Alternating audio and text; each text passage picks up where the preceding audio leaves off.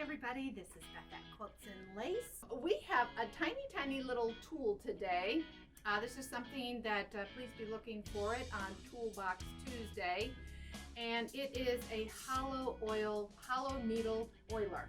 What's nice about it is that the multi-needle machine, which I'm going to be showing you today, should be oiled every time you turn it on and start using it for the day. So this little tool right here has the oil inside the tube, and when I remove the lid and the little cap, it looks just like a syringe or a needle. So that's why it's a hollow needle. Okay. And then the oil comes out of it. The oil comes out of it in a nice fine application, or a nice little drop, because what you get with this machine and what you get with lots of machines when you get oil is it comes in this big container here. Okay. And so when you first use it, take that off, you cut the top of it off and just hope and pray that you cut a teeny tiny hole in it so that you don't have a huge hole. Okay. So this one's just a little bit harder to manipulate. And so if you get one of these, you can always refill it if you want to, and you could refill it with this right here that you have. But I've got a much more precision way of oiling my machine. Okay. So I'm going to go ahead and turn this on, and if you'll notice when you turn it on, it pops up and it will remind me to oil the machine. So it usually reminds me, please put a drop of oil on the hook once a day before use. So it comes right up and tells me that right away. The next thing that it does is the machine has to find where the arm is. So if I just touch this, it just wants to find where it's at, and I'm ready to go. So it's pretty much a simple machine actually for embroidery. And today I'm on the Baby Lock Intrepid, which is a 6 needle.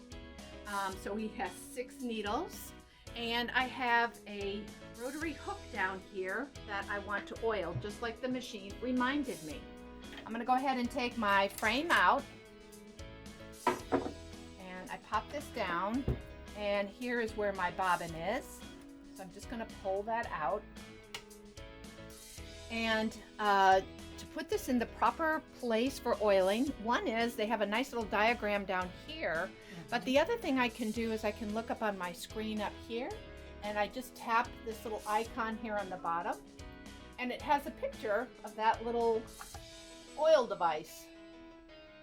So I'm going to go ahead and tap on that. And then it just tells me the hand wheel is going to automatically rotate it so that it puts my rotary hook in the proper place for oiling it. And so I'm going to rotate this around just a little bit so I don't have to get in front of you guys. This is a metal bobbin case, and this is a metal rotary hook. So when you have metal on metal, you need to lubricate it so that it runs smoothly. So according to the diagram, they show me right up there, I've got a diagram right down here, and I am just going to put my needle or my oiler right in the little V area up here, and I would just drop 1 drop of oil for it, okay? And then after I put my 1 drop of oil, go ahead and seal this up. It's got that little lid that goes on it, and then I can put my cap on it. The other reason I like this type of oiler, by the way, is it doesn't leak. This one, you have to be super careful that you do tighten it perfectly, and even then you still get oil coming down the side of it. So I then have my bobbin case here, and I've already got my bobbin inside it. This goes to the top, and this little lever here, I just keep that closed, and I'm going to put that in just like this, and you'll hear it click. If I did it right anyway, you'll hear it click. Let me try one more time. There you go, if you hear that little click. This little arm here, just make sure to not try not to push or shove it too much, but that's what helps the thread when you for your thread cutter. And then all I have to do is close it up, and the machine is ready to stitch. So this is the Hallow Needle Oiler, and perfect little tool for oiling your multi-needle And I didn't mention, but it's also great for your long arms because those you also have to oil every time you use them. Oh. All right, thank you.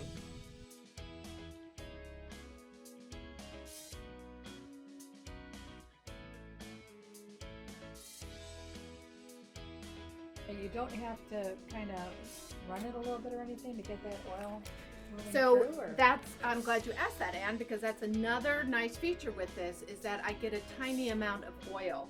Sometimes what will happen when you get this is you get too much oil, and so after you take your first few stitches, you actually are going to see a little oil on your cloth. So how you can avoid that getting on your piece that you need to be perfect, just stitch a little short stitch out, or just stitch a couple stitches on some scrap material, and then go to your real project. You can do that. Okay. But this one here, you're not going to have that difficulty because you're using a fine amount. And when I pushed it and said okay, it rotated my hook around. Oh, okay. So it should be perfect for going.